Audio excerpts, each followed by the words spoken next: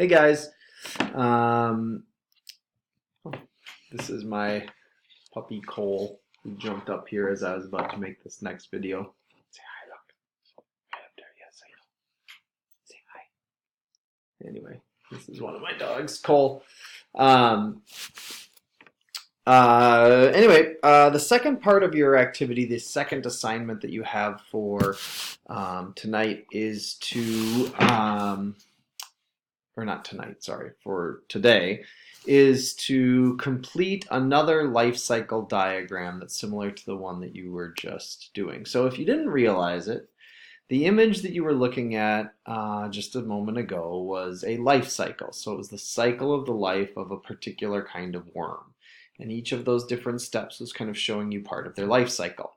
So now you're going to become part of a group that is analyzing the life cycle of a different worm.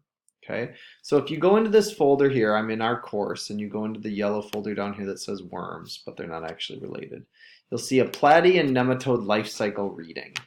Okay, and if you open this up, you're going to see several pages, if it will open up here for me. Come on. There it is. Like it says pork tapeworm, team 1. You scroll down and say blood flukes, team 2, and so on. All right. So if we look at the seating chart here, here's how the teams are going to be set up. The 4 of you that are sitting in these seats right here, that's team 1. Okay. The 3 or 4 that are sitting in these seats right here, team 2. Team 3 is up here. Team 4 is here. Team 5. And then team 6. Now I understand the pictures that you're looking at here are not the same for each of the classes, but those are going to be the location of our 6 teams. Now, if you're already in one of those seats, stay there. If you're sitting over here somewhere, okay, so in any of these seats over here, you can join any of these teams, any of these 6 teams, as long as there is not more than 5 total people in that team, right? So you can have up to 5, no more than 5.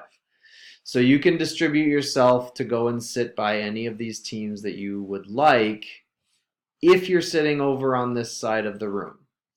People in these seats, stay where you're at. So again, team 1 is sitting in these seats. Team 2 is sitting in these seats. Team 3, team 4, team 5, team 6. Okay? And then you'll decide which of these to read based upon that team number. So team 1, you guys are reading the pork tapeworm. Team 2, you're reading the blood flukes. Team 3, you're reading hookworm. Team 4, you're reading Ascaris. Team 5, you're reading Wuchereria elephantitis. Team 6, you're reading Anisakis. So your task is to do this, to flip over the image examination tool that you were looking at before. And on the back side, you'll have a blank page. On that blank page, I would like you to draw the life cycle of this parasite based on the reading that you do here. Now, there's probably going to be some vocabulary in there you don't understand. That's fine. I want you just to read through it and try to figure out where does the worm go, and how would you show that using pictures and arrows and text, similar to the image that you were analyzing from before. That you just do on your own. Now this is the one that you're going to do. We're going to have time in class next week where your team's going to come together collectively and come to some consensus about what's going on in that life cycle. But for today, I just want you to do it on your own. You don't have to get it right. You don't have to be perfect. It doesn't have to be exactly accurate.